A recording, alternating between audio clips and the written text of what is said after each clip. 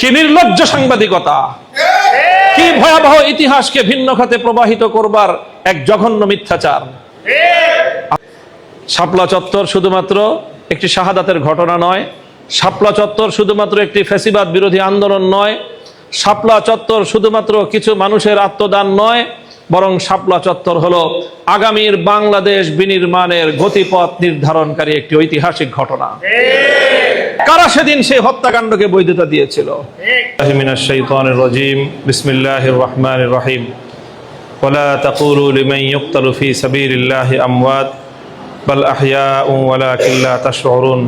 আর তোমরা তাদেরকে মৃত বলো না যারা আল্লাহর পথে শাহাদাত বরণ করেছে, নিহত হয়েছে, বরং তারা জীবন্ত,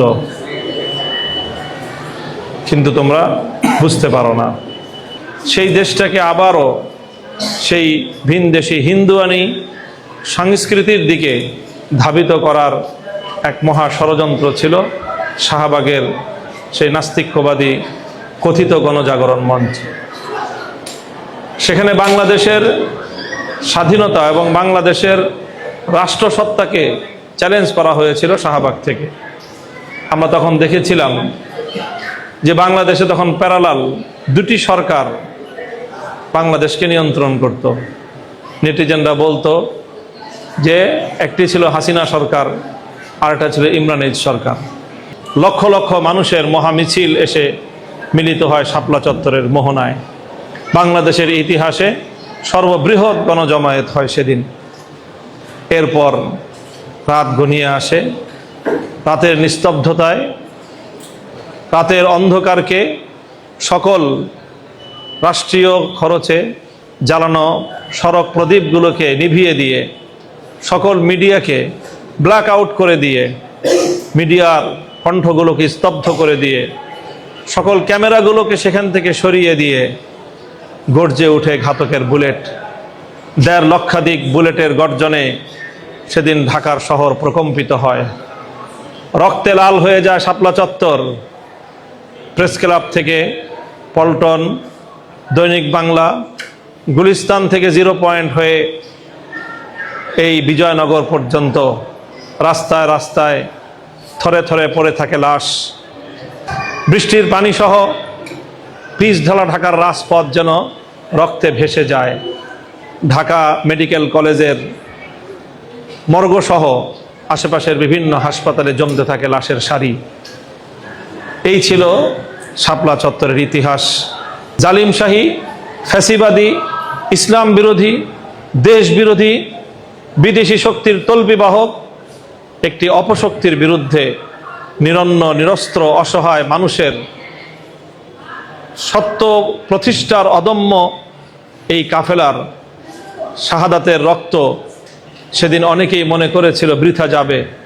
আজ 13 বছর পরে এসে বাংলাদেশ কথা বলছে, শহীদের রক্ত কোনোদিন বৃথা যায় না। সত্যের জন্য যারা জীবন দেয় তারা কোনোদিন মরে না, বরং যারা সত্যের বিপক্ষে দাঁড়ায় তারাই ইতিহাসের আস্থা করে নিক্ষিপ্ত হয়। আমরা দেখি ৭১-এর যে মহান মুক্তিযুদ্ধ, এটি একটি রাজনৈতিক লড়াই ছিল, স্বাধীনতার যুদ্ধ ছিল, কিন্তু তার সাংস্কৃতিক বুনিয়াদ প্রতিষ্ঠিত হয়েছিল ৫২ ভাষা আন্দোলনের মধ্য দিয়ে। আমরা মনে করি আগামীর বাংলাদেশের যে রাজনীতি, সেই রাজনীতির সাংস্কৃতিক বুনিয়াদ প্রতিষ্ঠিত হয়েছে ২০১৩ সালের শাপলা চত্বরে। কাজেই শাপলা চত্বরের এই গুরুত্ব, শাপলার ইতিহাসের এই গুরুত্ব, শাপলার বীর শহীদানদের এই শ্রেষ্ঠত্বকে আমাদের এ জাতির সামনে সাংস্কৃতিকভাবে তুলে ধরা বর্তমান প্রজন্মের অন্যতম গুরু দায়িত্ব এবং কর্তব্য। শাপলা চত্বর শুধুমাত্র একটি শাহাদাতের ঘটনা নয়, শাপলা চত্বর শুধুমাত্র একটি ফ্যাসিবাদ বিরোধী আন্দোলন নয়, শাপলা চত্বর শুধুমাত্র কিছু মানুষের আত্মদান নয়, বরং শাপলা চত্বর হলো আগামীর বাংলাদেশ বিনির্মাণের গতিপথ নির্ধারণকারী একটি ঐতিহাসিক ঘটনা। আন্তর্জাতিক অপরাধ দমন কমিশন তারা সাক্ষ্য প্রমাণের ভিত্তিতে বলছে অন্তত ঢাকায় ৩২ জন মানুষকে হত্যা করার সুস্পষ্ট এবং প্রামাণ্য দলিল তাদের হাতে পেয়েছে। যেই শহরে, শুধু শহর নয়, এই প্রেস ক্লাব থেকে শাপলা চত্বর এবং গোলাপ শাহ মাজার থেকে বিজয়নগর, এতটুকু অঞ্চলের মধ্যে 2 থেকে 3 ঘন্টার ব্যবধানে অথবা সর্বোচ্চ 10 থেকে 12 ঘন্টার ব্যবধানে 32টি তাজা প্রাণ ঝরে পড়ে। সেই শহরের সাংবাদিকরা পরদিন মায়াকান, পরদিন জাতীয় গণমাধ্যমে মায়াকান্না কাটে গাছ কাটা নিয়ে। হেফাজতের তাণ্ডব বলে তারা সেদিন গাছ কাটার এবং কিছু গাছ ভেঙে পড়ার, কেটে ফেলার এই দৃশ্য নিয়ে তারা সেদিন মায়াকান্না করেছিল। কি নির্লজ্জ সাংবাদিকতা, কি ভয়াবহ ইতিহাসকে ভিন্ন খাতে প্রবাহিত করবার এক জঘন্য মিথ্যাচার। আমরা অবশ্যই গাছকে ভালোবাসি, প্রকৃতিকে ভালোবাসি, পরিবেশের প্রতি আমাদের দায়বদ্ধতা রয়েছে, কিন্তু আমরা কোনোদিন মনে করি না যে একটি মানুষের প্রাণের চেয়ে একটি গাছের মূল্য বেশি হতে পারে। এগুলো ছিল পরিকল্পিত ষড়যন্ত্র এবং এগুলো ছিল চিন্তাশীল বুদ্ধিজীবীদের বাংলাদেশকে বিপদগামী করার ষড়যন্ত্র। তারা সেদিন শাপলা চত্বরের এই গণহত্যাকে ধামাচাপা দেওয়ার চেষ্টা করেছিল। সেই সকল মিডিয়া কর্মীরা এই শাপলার গণহত্যার অন্যতম খলনায়ক।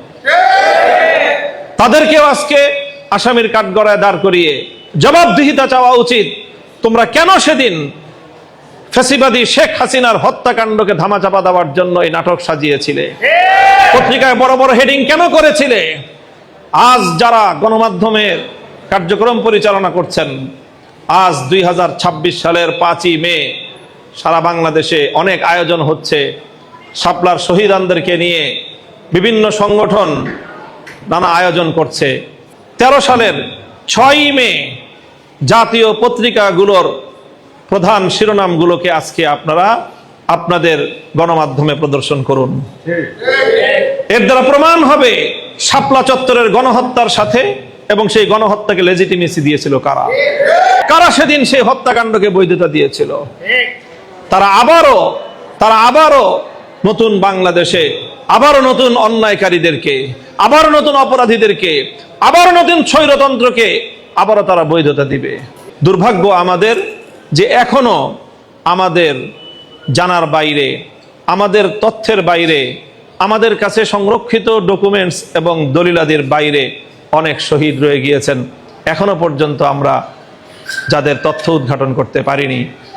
রাষ্ট্র তার সকল শক্তি দিয়ে চেষ্টা করেছিল শাপলার শহীদানদের ইতিহাসকে, তাদের প্রমাণাদিগুলোকে মুছে ফেলতে, এবং তারা সবভাবে সেই প্রমাণ মুছে ফেলার সমস্ত কার্যক্রম পরিচালনা করেছে। পরবর্তীতে আরও যারা শাহাদাত বরণ করেছেন, শহীদ শরীফ ওসমান হাদি সহ সকল বীর শহীদানদের প্রতি আমরা আজকের এই মঞ্চে দাঁড়িয়ে শ্রদ্ধা প্রদর্শন করছি, তাদের রুহের মাগফিরাত কামনা করছি এবং সকল শহীদানদের শোক সন্তপ্ত পরিবার পরিজনদের প্রতি আন্তরিক সহমর্মিতা জ্ঞাপন করছি।